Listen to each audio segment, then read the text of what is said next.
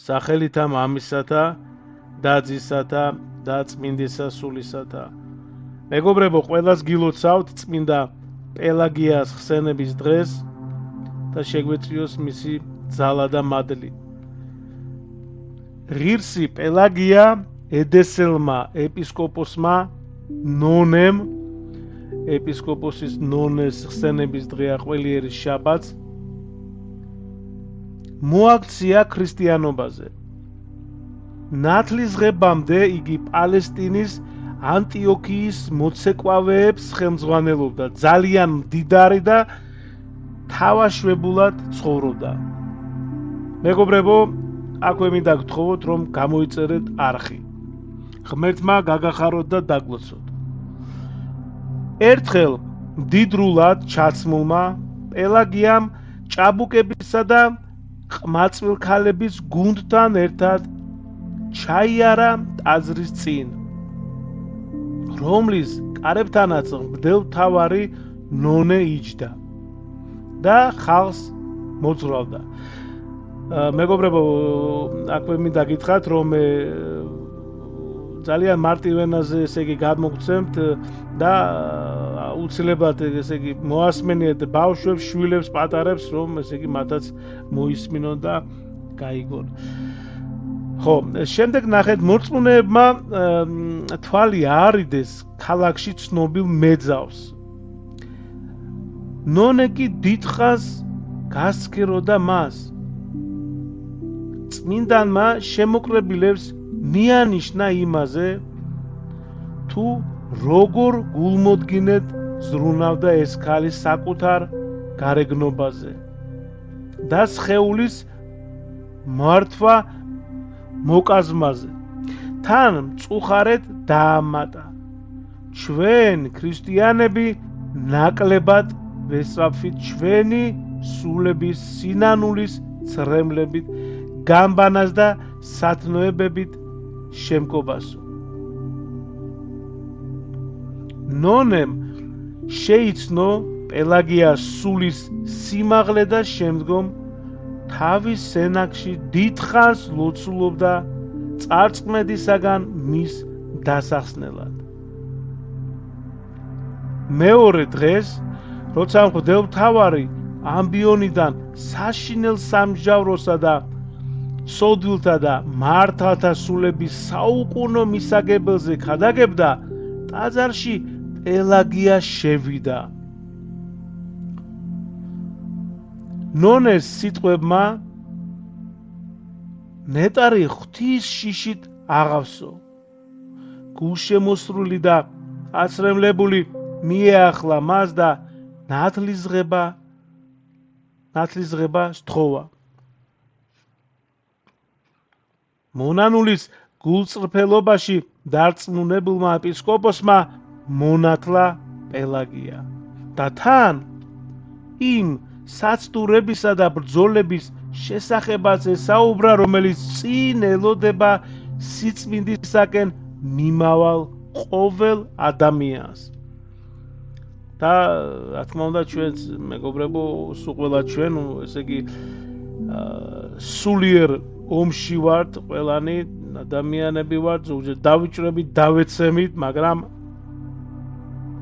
რამდენჯერაც დავეცემით, უნდა წამოვდგეთ, უნდა რაც შეიძლება ხშირად ჩავაბაროთ აღსარება, რაც შეიძლება ხშირად ვეზიაროთ და ერთი სიტყვით მივიღოთ ეკლესიის საიდუმლოებებში მონაწილეობა. არ დავიზაროთ ლოცვა, დილას აღამოს ლოცვა თქვათ, ფსალმუნები წავიკითხოთ, მე არღზე მაქვს ფსალმუნები, შეგიძლიათ მოусმინოთ, ვისაც სურვილი გაქვთ, გამარტებებით და ფსალმუნების კითხვა შეიძლება როგორც სახლში, ასევე სამსახურშიც გამონახეთ აუცილებლად 3-4 წუთი დღეში და აუცილებლად წაიკითხეთ ფსალმუნები, რადგან უდიდესი მადლია გაყვებად და შეგეწევათ უფალი. და ბოლოს მეგობრებო, ნახეთ, ღამით დემონი წარსდგა პელაგიას წინაშე და ცდილობდა იგი უწინდელი ცხოვრებისკენ მიბრუნებაზე დაეყოლებინა. მაგრამ წმინდანმა ილოცა პირჯვარი გადაისახა და ეშმაკიც გაქრა.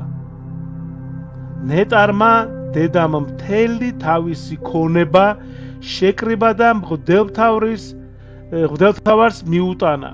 ამ უკანასკნელმა კი ურჩია საუნჯე გლახაკებისთვის დაერიგებინა და გონევრულად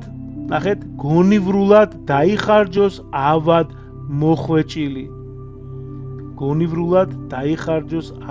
მოხვეჭილი.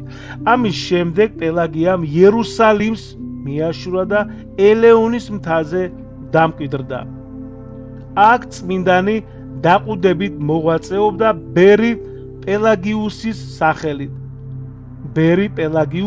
სახელით და მშვიდობით მიიცვალა დაახლოებით 457 წელს. ჩვენ ვხედავთ მეგობრებო, როგორ ეხმარება ის და ღმერთმა მოგცეთ ჩვენს ყველას ძალა, რომ დავეხმაროთ ადამიანებს.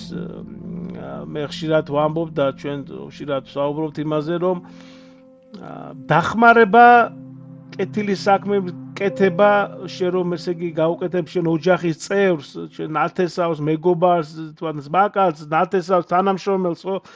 დედა, მამას, ანუ ეს რა თქმა უნდა გასაგებია და ეს ბუნებრივიცაა. მაგრამ ჩვენ კეთილი საქმე უნდა, რა თქმა უნდა, მანდაც უნდა გაუკეთოთ, მაგრამ ასევე გაუკეთოთ ისეთ ადამიანებს, საიდანაც არ ველით, რომ ესე იგი აქეთ უკან რამე ანუ უანგაროდ ვაკეთოთ სიკეთე. გავიღოთ მოწყალება, დავეხმაროთ ესე იგი პატიმრებს, დავეხმაროთ გარეთ გაჭირვებულს, რომელსაც საკარი არ აქვს.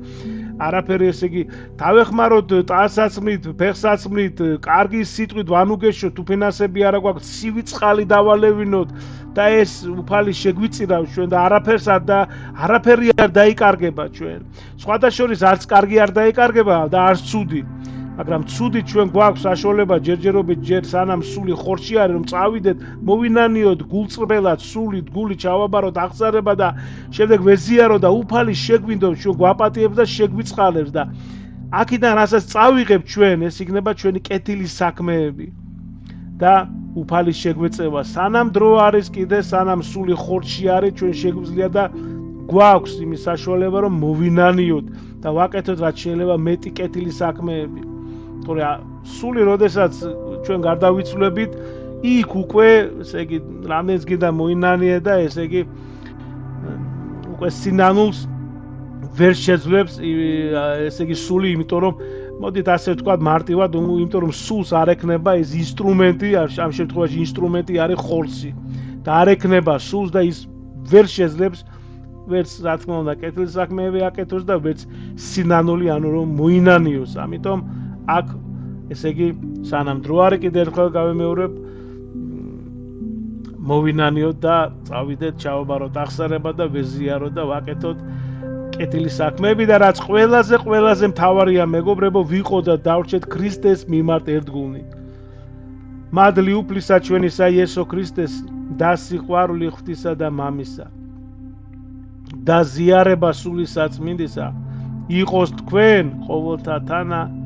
ამინ. დიდი მადლობა ღმერთმა დაგლოცოთ და ღმერთმა გაგახაროთ.